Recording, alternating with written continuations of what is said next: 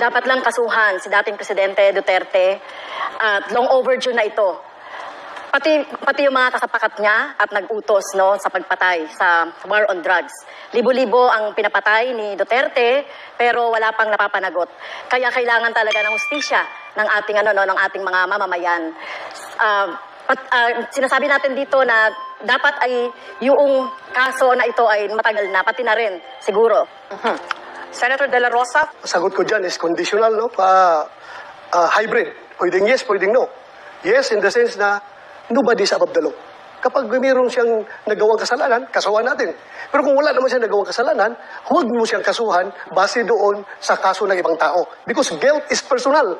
Huwag po nating ipaangkin kay Pangulong Duterte yung kasalanan ni Ninja Caps. Kaya po, after 3 years na tapos na sa pagulong, walang kaso. So, mismong siya, si President Duterte, ay umamin na pumatay siya ng tao. Kaya kailangan siyang kasuhan. At ito, sino ba yung nagdisenyo ng mga policy na ito? Siya rin at nag-cause ng pagpatay. Maging si Senator Duterte Senator Bato ay dapat kasuhan. Ma'am, gigil na gigil kang kasuhan si Pangulong Duterte at ako ng mga kaso na hindi mo kami maliling. Kumusta na po yung conviction mo sa kasong child trafficking?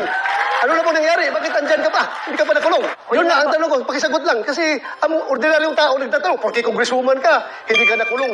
Eh sila pag yung mga ordinaryong tao, kulong ka agad. Kung ito po ay nasa Kongreso, ay out of order ko po dahil wala siya sa tanong. No?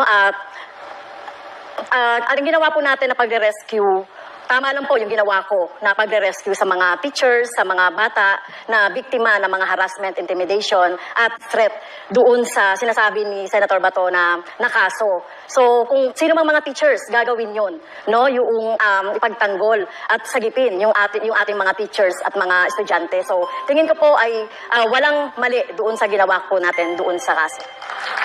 Ano pong riskyo na pinagsasabi niya? Na yung mga parents ng mga bata mismo ay galit na galit sa kanya. Bakit ginamit niya yung mga kabataan para sa kanilang kapakanan? Walang riskyo nangyari doon. In fact, konbiktado nga siya sa kaso eh. There was no rescue. Well, yung sinasabi naman po ng mga magulang na galit sa akin, ay ito ay gawa-gawa lang ito. Itong mga magulang na ito. So kung titignan natin yung mga magulang ng mga bata na talagang involved doon sa pag-aaral ng mga bata doon sa Lumad School, ay talagang nanghihinayang sila doon sa pagsasara ng mga eskwelahan ng mga Lumad. Dahil alam naman natin, kulang talaga sa serbisyong pang-edukasyon ang mga Lumad. So talagang sila ay hinayang na hinayang at sinisisi ang gobyerno ng Duterte.